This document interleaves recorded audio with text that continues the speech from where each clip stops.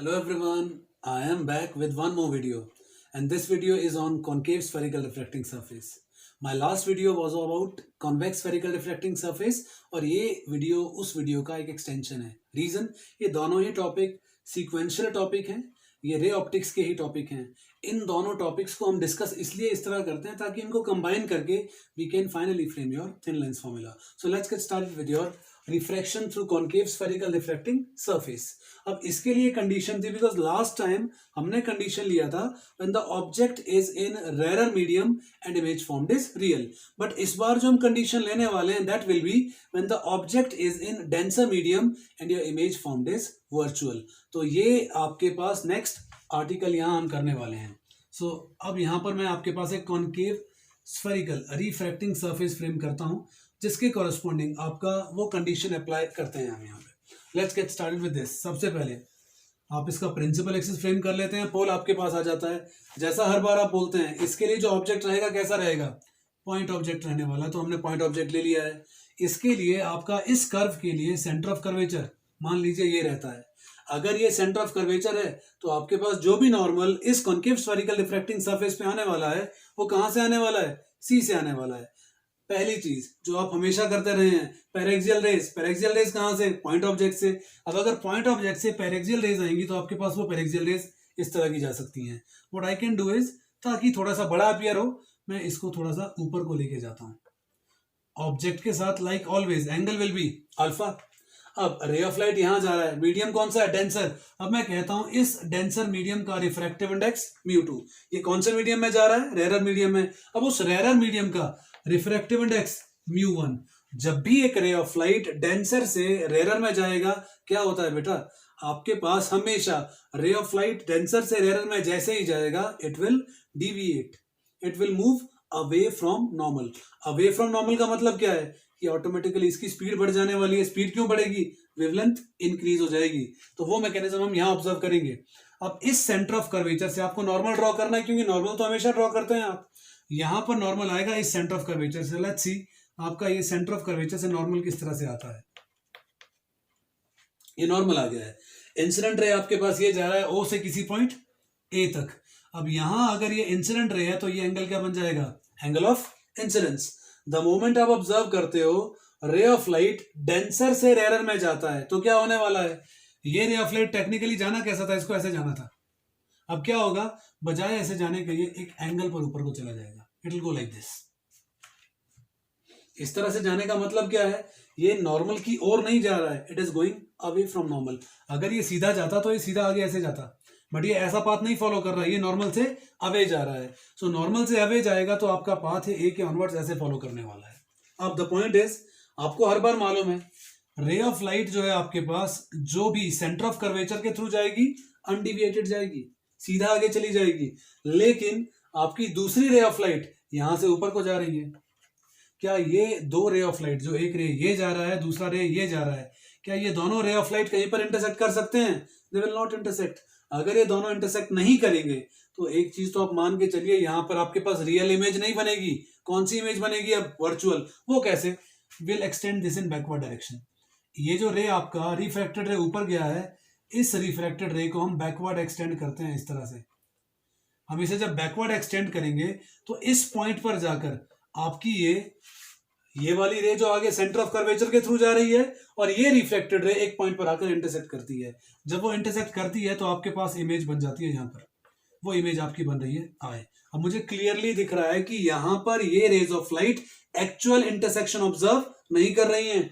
अगर ऑब्जर्वेशन आपके पास क्लियर है तो आपको पता लग गया नेचर ऑफ इमेज क्या बन गया, वर्चुअल एंड इरेक्ट. सीधा सा पार्ट है. μ2 μ1 सेंटर ऑफ कर्वेचर के corresponding angle always gamma, object के लिए एंगल अल्फा, इमेज के लिए एंगल बीटा. ये आपका पोल आ जाएगा, ये बीटा आ गया इसके कॉरेस्पॉन्डिंग एंगल. हम यहीं पर एक चीज और करते हैं, आपके इस पॉइंट ए से एक नॉर्मल ड्रॉ करते हैं हमेशा प्रिंसिपल एक्सिस पर टू सम पॉइंट बी. हमने इस पॉइंट बी पर उसका एक नॉर्मल ड्रॉ कर लिया है. अब इंसिडेंट रे, रिफ्रैक्टेड रे, नॉर्मल. अब रिफ्रैक्टेड रे और नॉर्मल के बीच का जो एंगल बनेगा that will B angle of refraction. तो अब यहां पर सारी चीजें क्लियर हो गई हैं. Angle of incidence, angle of refraction, alpha object के साथ का एंगल, बीटा इमेज के साथ का angle gamma, centre of curvature के साथ का एंगल। तो ये चीजें आपके पास सबसे पहले वन गो में क्लियरली समझाई जाती हैं। देन हम यहां देखते हैं आपके पास मेजरमेंट। ये आपका पोल है, पोल से ऑब्जेक्ट तक का मेजरमेंट u, पोल से इमेज तक का मेजरमेंट v। अब पोल से आपका जो पोल है वहां से सेंटर ऑफ कर्वेचर तक का जो मेजरमेंट जाएगा बेटा, that will be equal to r। हमारे पास यहाँ पर सेंटर ऑफ कर्वेचर तक का मेजरमेंट क्या जा रहा है, r। तो रेडियस ऑफ कर्वेचर आपके पास रहता है। तो ये कुछ वैल्यूज हैं जो हमारे पास यहाँ क्लियरली पता लग जाती हैं। अब दोबारा वही मैकेनिज्म जो हम लास्ट टाइम डिस्कस कर चुके हैं in case of convex spherical refracting surface. दो इक्वेशन फ्रेम करनी है आई और आर की। आई सब्जेक्ट रहेगा एक इक्वेशन में, दूसरी इक्वेशन में आर सब्जेक्ट रहेगा। बाकी सारा आपके पास इन ट्राइंगल के बेसिस पर इक्वेशन फ्रेम करेंगे, जिसके कॉरेस्पॉन्डिंग हम रिलेटिव रिफ्रैक्टिव इंडेक्स में उनकी वैल्यू डाल देंगे and then will find out our desired equation. Anyway, यहां पर मैं आपको फर्दर करने से इसको आगे पहले आपको बता देता हूं इसकी असम्पशन दोबारा। अपर्चर छोटा होगा, rays involve paraxial rays, last time discuss किया था अगर आपको याद होगा। अल्फा बीटा गामा सारे नेग्लिजिबल एंगल, क्यों? क्योंकि पैरेक्सियल रेज के कॉरेस्पॉन्डिंग एंगल बन रहे हैं, नेग्लिजिबल एंगल बन रहे हैं। आई और आर नेग्लिजिबल एंगल, क्यों? ये भी आपके पास किनके कॉरेस्पॉन्डिंग है, पैरेक्सियल रेज के कॉरेस्पॉन्डिंग एंगल बन रहे हैं, तो इनका वैल्यू भी क्या होगा, नेग्लिजिबल होगा। जस्ट बिकॉज ये आपको दिखाया जा रहा है, ये अपीयर बड़े होते हैं, आपको बताया इस तरह से जाता ताकि आप लोग समझ पाए, ये चीजें क्लियरली आपको दिखाई दें, तो हम फ्रेम इस तरह से करते हैं। You can easily understand now what is I, what is R, what is alpha beta and gamma. अब शुरुआत किससे करना है, अगेन एंगल ऑफ इंसिडेंस से। एंगल ऑफ इंसिडेंस शुरू करते हैं तो हम एक ट्राइंगल फ्रेम करते हैं। अगर आप यहां देखेंगे, this is triangle A C and O. ये पॉइंट आपका ए है बेटा, अब ये आपका पॉइंट ओ है and this point is C. C के लिए तो सबको ही पता है एंगल क्या बना है, गामा। ओ के लिए एंगल क्या बना है बेटा, अल्फा। और आपके ए के पास ये जो एक्सटीरियर एंगल बन के आ रहा है वो एंगल है आई, जो हमें क्लियरली दिख रहा है। तो हम यहाँ पर दोबारा से एक्सटीरियर एंगल प्रॉपर्टी यूज करने वाले हैं। अब उस एक्सटीरियर एंगल प्रॉपर्टी के हिसाब से आपके पास क्या बनेगा, यहाँ पर will choose a triangle, in triangle AOC your exterior angle I will be equal to alpha plus gamma, marking this to be some equation number 1, जैसा पहले किया था। दोबारा फिर से वही चीज जो हमने लास्ट टाइम की थी, क्या कहते हैं हम लोग, alpha approximately equal to 10 alpha, beta approximately equal to 10 beta, and that same way gamma approximately equal to 10 gamma. तो ये सारी वैल्यूज अप्रोक्सीमेटली इक्वल आ जाती हैं। फॉर दोज ऑफ यू जिनको इसको लेकर कंफ्यूजन है, we had a long discussion regarding it in a previous video. I will be sharing the link of that video in the description box of this video, so that अगर आपको कोई confusion है आप अपना confusion उससे दूर कर सकते हैं। एनीवे, अल्फा 10 अल्फा, तो आप इसको रिप्लेस किससे कर दोगे, 10 अल्फा से। आपका इक्वेशन नंबर 1 क्या बन जाएगा, I will become equal to 10 alpha plus 10 gamma. ये दूसरा इक्वेशन आ गया, इक्वेशन नंबर 2। अब क्या करते हैं, आपके इस पेज को डिवाइड कर देते हैं हम। अब 10 अल्फा, अल्फा के इक्वल है बीटा, 10 बीटा के, गामा 10 गामा के। तो 10 अल्फा 10 बीटा 10 गामा का वैल्यू इस एक पर्टिकुलर फिगर से हम निकालेंगे। सो लेट्स फिगर आउट कि आपके पास 10 अल्फा का वैल्यू क्या है, 10 बीटा का वैल्यू क्या है और 10 गामा का वैल्यू क्या है। जब आपको 10 अल्फा का वैल्यू निकालना है बेटा, क्या करना पड़ेगा, ट्राइंगल OAB। अल्फा आपके पास एंगल है, तो 10 क्या होता है, परपेंडिकुलर अपॉन बेस, क्योंकि जब भी टेंजेंट निकालना होता है आपको एक राइट ट्रायंगल लेना पड़ता है। अब वो राइट ट्रायंगल कहां से आएगा, ए से जो आपने नॉर्मल ड्रॉ करा इस पॉइंट बी पर, वो आपके पास एक ट्रायंगल बना देगा, राइट ट्रायंगल OAB या ABO, जो भी आप पढ़ते हो इसको। We can write it to be in triangle AOB। 10 alpha का value it will be equal to perpendicular, that is AB upon base, base will be BO। Last time भी आपको कहा गया था, क्योंकि आपके पास इन कॉनकेव और कॉन्वेक्स स्फेरिकल रिफ्रैक्टिंग सरफेसेस के लिए assumption ये रहता है इनका अपर्चर छोटा रहता है। अगर अपर्चर छोटा रहेगा तो आपका जो नॉर्मल इस पॉइंट बी पर जाता है ना बेटा, बी पर नहीं रहता है, अप्रोक्सीमेटली कहां पर आ जाता है, पोल पर। तो आपका जो ये टर्म BO है, this will become equal to AB upon PO। ये हमारे 10 अल्फा का वैल्यू आ जाता है। दैट सेम वे अब हमें 10 बीटा और 10 गामा का वैल्यू निकालना है। सो हम 10 बीटा निकालने के लिए ट्राइंगल चूज करेंगे AIB। इन ट्राइंगल AIB में आपका 10 beta will become equal to AB upon BI।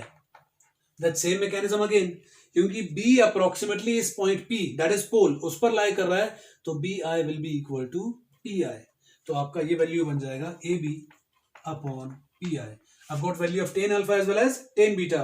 अब जो तीसरी टर्म है वो क्या है, टेन गामा, तो टेन गामा का वैल्यू निकालना पड़ेगा आपको। अब हम टेन गामा निकालने के लिए अगेन एक ट्राइंगल चूज करेंगे, triangle will be ABC, so will choose this triangle in triangle ABC। इस ट्राइंगल ABC में आपका टेन गामा का value will become equal to AB upon BC। अब फॉर द सेम रीजन जो मैं इन दो के लिए पहले ही बोल चुका हूं, BP पर लाई कर रहा है, ये दोबारा क्या बन जाएगा, AB अपॉन BC। अब सबकी वैल्यूज आ गई हैं, ten alpha, ten beta, ten gamma, सबका आ गया ना वैल्यू। अब इन तीनों का वैल्यूज आ गया है, तो यहां पर हमें रिक्वायर क्या है, टेन अल्फा और टेन गामा, इनका वैल्यू इक्वेशन नंबर 2 में ऐड करते हैं। तो आपके पास इक्वेशन नंबर 2 थोड़ा सा मॉडिफाई हो जाएगा। Equation number 2 implies I will become equal to tan alpha plus tan gamma, ये वैल्यू हमारे पास है। अब इस टेन अल्फा की जगह क्या आएगा, AB अपॉन PO, तो मैं बजाय टेन अल्फा लिखने के यहाँ क्या लिख दूंगा, AB upon PO। Then I've got tan gamma. अब टेन गामा की जगह क्या लिखना होगा, AB अपॉन PC। तो इनकी वैल्यूज हम सीधा सीधा यहाँ पर ऐड कर देंगे, this will become AB upon PC and I will mark this to be equation number 3। अब इस एक पेज को भी मैं फर्दर डिवाइड कर देता हूं।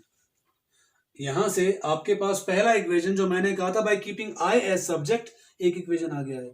अब दूसरा इक्वेशन जिसमें मेरे पास R सब्जेक्ट होगा, वो इक्वेशन फ्रेम करना पड़ेगा। अब उस इक्वेशन को फ्रेम करने के लिए हमें एक ट्राइंगल चूज करना पड़ेगा। अब वो ट्राइंगल चूज करते हैं, ध्यान से देखिए, R एक्सटीरियर एंगल आ रहा है, किस केस में आ रहा है, R is coming your exterior angle in this case. अगर इसको बैकवर्ड एक्सटेंड करते हैं, किस पॉइंट पर आ रहा है, I पर, ये कौन सा पॉइंट है, A। सो A से आपके पास लाइन जा रहा है इस पॉइंट I तक, और ये तीसरा एंगल क्या आ रहा है, C। तो this becomes equal to R will be your exterior angle. यहां पर एंगल आ जाता है बीटा, यहां एंगल आपका आ जाता है गामा। तो this angle is beta, this is gamma, this angle is R। तो ऑब्वियसली आप जो ट्राइंगल चूज करोगे, अब वो ट्राइंगल कौन सा रहेगा, AIC, again using that exterior angle property. So will choose the triangle in triangle AIC। Same pattern है बेटा, जैसे आपने पहले ट्राइंगल AOC लिया था, अब क्या ले लेंगे, AIC। उसमें R का रिलेशन इसमें, सॉरी उसमें I का रिलेशन, इसमें R का रिलेशन आ जाएगा। अब R का रिलेशन क्या आ जाएगा, R will become equal to beta plus gamma, that same thing, alpha tan alpha, beta tan beta, gamma tan gamma. इसको क्या लिख देंगे, R will become equal to tan beta plus tan gamma. यहीं पर मैं टेन बीटा और tan gamma का values भी इसमें ऐड कर दूंगा। क्यों, क्योंकि tan beta, tan alpha, tan gamma का वैल्यू हम पहले ही निकाल चुके हैं। Tan beta AB upon PI, ten gamma AB upon PC। सो इसमें अप्लाई करते हैं, the value of R comes out to be AB upon PI plus AB upon PC, will mark this to be equation number 4। तो ये आपकी equation number 4 आ जाती है। अगर आप ध्यान से देखें, सारी की सारी चीजें कनेक्टेड हैं, एक के बाद एक सीक्वेंस में जा रही हैं। सिमिलरली जैसे आपने कॉन्वेक्स स्फेरिकल रिफ्लेक्टिंग सरफेस के कॉरेस्पॉन्डिंग ये चीजें की हैं, I का वैल्यू आ गया है, R का वैल्यू आ गया। नेक्स्ट पार्ट आपका आएगा रिफ्रैक्टिव इंडेक्स का। एज्यूम करिए जो कॉन्सेप्ट आपके पास रहता है, वो कॉन्सेप्ट क्या होता है, रे ऑफ लाइट जाती है आपके रेरर मीडियम से डेंसर मीडियम में, रेरर से डेंसर में। तो यहाँ आपका जो रेरर मीडियम है, उस रेरर मीडियम में एंगल ऑफ इंसिडेंस है I। सो म्यू का वैल्यू आपके पास क्या आ जाएगा, यहाँ पर sine I upon sine R। अब ये जो म्यू आपके पास रिप्रेजेंट कर रहा है, ये क्या रिप्रेजेंट कर रहा है, ये रिप्रेजेंट करेगा आपके रिफ्रैक्टिव इंडेक्स को, किस मीडियम के, डेंसर मीडियम के। क्यों, क्योंकि रे ऑफ लाइट A मीडियम से B मीडियम में जा रही है। मैं रिपीट कर रहा हूं, मीडियम A से मीडियम B में लाइट गया है, मीडियम A में एंगल I है, मीडियम B में एंगल R है, तो ये रिलेटिव रिफ्रैक्टिव इंडेक्स किसका आएगा, मीडियम B का। लेकिन मुझे किसका चाहिए, मीडियम A का, डेंसर मीडियम का। तो क्या करना पड़ेगा, आप लोगों ने principle of reversibility of light पहले पढ़ रखा है, उसमें आपको मालूम है क्या होता है, A mu B is equal to 1 upon B mu A। तो अगर म्यू का वैल्यू आपके पास इसके कॉरेस्पॉन्डिंग निकालना है इस मीडियम के लिए, तो that will become sign R divided by sine I। दूसरा, यहां पर रिफ्रैक्टिव इंडेसेस जो आपके पास एब्सोल्यूट रिफ्रैक्टिव इंडेसेस इन दोनों मीडियम के दिए गए हैं, उनकी फॉर्म में म्यू का फॉर्मूला क्या बन जाता है, mu two upon mu one, वो तो स्टैंडर्ड है क्योंकि म्यू टू आपका डेंसर मीडियम है, म्यू वन आपका रेयर मीडियम है। तो इन दोनों मीडियम के लिए आपके पास म्यू का वैल्यू बन जाएगा mu two upon mu one without any issue. I hope ये पॉइंट क्लियर है। क्यों साइन आर अपॉन साइन आई क्यों हुआ है? क्योंकि हमें ये डेंसर मीडियम के लिए निकालना है, रेयर के लिए नहीं निकालना है। अगर ये रे ऑफ लाइट रेयर से डेंसर में जाता तो ये sine I upon sine R होता, लेकिन ये डेंसर से रेयर में जा रहा है, डेंसर से रेयर में जाएगा। अगर मैं म्यू का value sine I upon sine R लिखता हूं तो ये रिफ्रैक्टिव इंडेक्स रेयर मीडियम का आएगा, डेंसर का नहीं। लेकिन हमें किसका चाहिए? डेंसर का। तो हम क्या करेंगे? रेसिप्रोकेट कर देंगे साइन आर अपॉन साइन आई। तो ये आपके पास फॉर्मूला बनेगा। अब like I said in your previous video also, tan alpha is approximately equal to alpha, tan beta is approximately equal to beta. For the same reason, sin I will be approximately equal to I, sin R will be approximately equal to R. So हम लिख देंगे यहाँ पर sin I is approximately equal to I, sin R is approximately equal to R. Apply कर देंगे values को, क्या बनेगा बेटा? ये बन जाएगा R upon I is equal to mu two upon mu one. That implies mu one R is equal to mu two I. हमारे पास एक सिमिलर सा रिलेशन बन जाता है जैसा रिलेशन आपके पास कॉन्वेक्स स्फेरिकल रिफ्रैक्टिंग सरफेस के कोरस्पॉन्डिंग बना था। तो अब म्यू टू आई और म्यू वन आर है, आई और आर का वैल्यू है, इसमें ऐड कर देंगे। We'll substitute those value into this equation so that we can find out our desired relation that is obviously needed from this entire article. So let's move on to that part.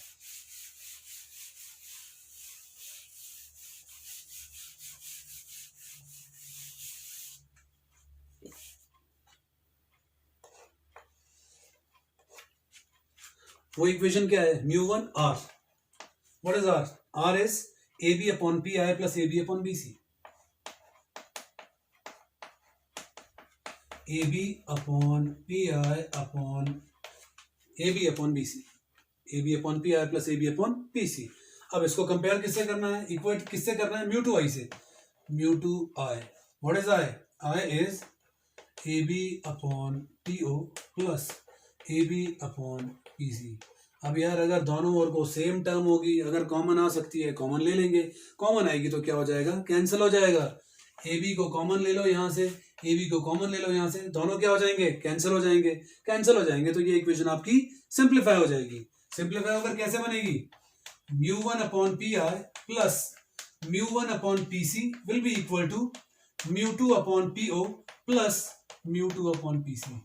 अगर अब आप लोगों को याद है, मैंने last article में जो आपका कॉन्वेक्स स्फेरिकल रिफ्रैक्टिंग सरफेस का था उसमें भी एक चीज आपसे कही थी कि आपका mu two minus mu one upon P C एक स्टैंडर्ड इक्वेशन आप फ्रेम करोगे जो आपको इसे याद रखने के लिए बहुत आसान हो जाएगा। अब वो एक मैकेनिज्म हम यहां से यूज करेंगे, mu two upon P C mu one upon P C. अगर मैं इसको उधर लेके जाता हूं ये माइनस बन जाएगा तो वही इक्वेशन बन जाएगा mu two minus mu one upon P C. Let's relate it.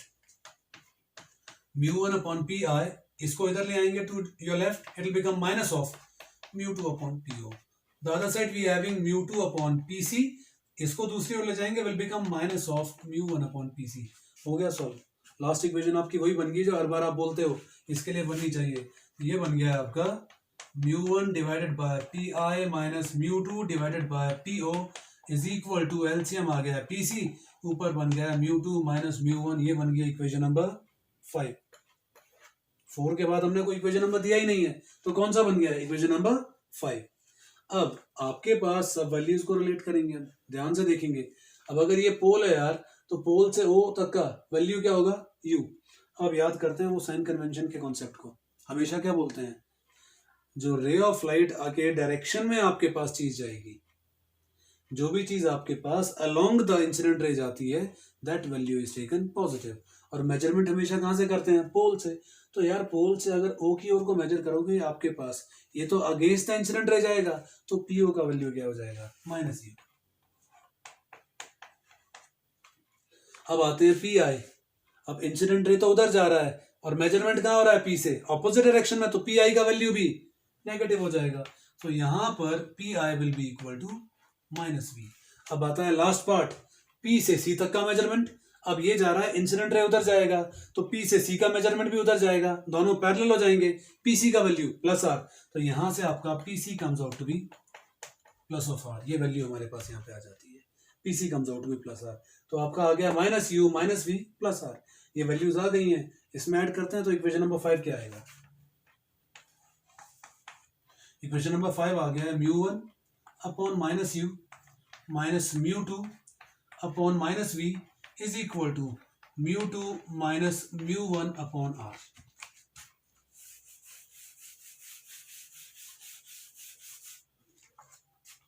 Negative sign denominator पे नहीं रहता, ऊपर आ जाएगा, क्या बनेगा, यहां पर बन जाएगा ये माइनस म्यू 1 अपॉन यू, अब माइनस इंटू माइनस प्लस, ये बन जाएगा प्लस म्यू 2 अपॉन वी, अब वो किसके इक्वल है, mu 2 minus mu 1 upon R के, इसको आप मार्क कर लो इक्वेशन नंबर 6।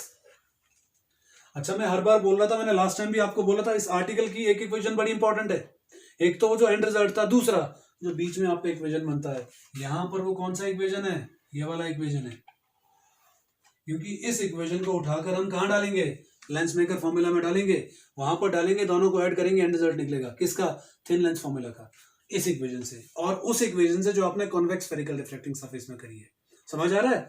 अभी इसको मॉडिफाई करेंगे, जो इसका लास्ट पार्ट रहेगा, लास्ट पार्ट कहां से आएगा, यहां से, म्यू का वैल्यू म्यू 2 अपॉन म्यू 1 होता है, तो हम क्या करेंगे, इस पूरी इक्वेशन को रिलेटिव रिफ्रैक्टिव इंडेक्स की फॉर्म में कन्वर्ट कर देंगे, सिंपली रिफ्रैक्टिव इंडेक्स की फॉर्म में कन्वर्ट कर देंगे डेंसर मीडियम के with respect to rare medium.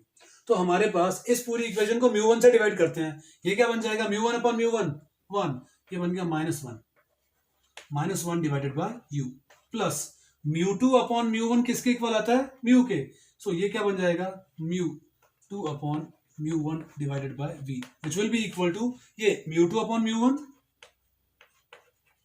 Minus mu 1 upon mu 1 क्या बन जाएगा, 1 divided bye are.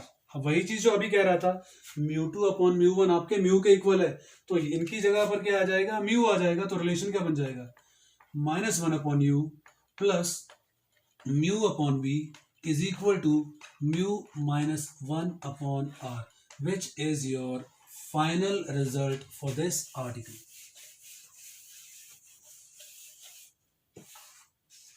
You find these article in your exam also. Derivation की फॉर्म में, एक्सप्रेशन की फॉर्म में, या तो ये पूरा आर्टिकल पूछा जाता है, नहीं तो अगर आपको लेंस फॉर्मूला 5 मार्क क्वेश्चन में आएगा, डायरेक्टली आप लेंस फॉर्मूला फ्रेम उन दो इक्वेशन के बेसिस पर नहीं कर सकते, क्या करना पड़ेगा, पहले उसको कॉन्वेक्स स्फेरिकल रिफ्रैक्टिंग सरफेस के कॉरेस्पॉन्डिंग करना पड़ेगा, फिर कॉनकेव स्फेरिकल रिफ्रैक्टिंग सरफेस के कॉरेस्पॉन्डिंग करना पड़ेगा, उसके बाद उनको इक्वेशन को ऐड करो, and then you can find out your end result for your thin lens formula. So that is your end result in case of your concave spherical refracting surface. That's all for this article. That's all from my side as well. Thank you. Thanks for being patient. Thanks for listening to me. Now, there's one request from my side. Please share, like and subscribe. Thank you.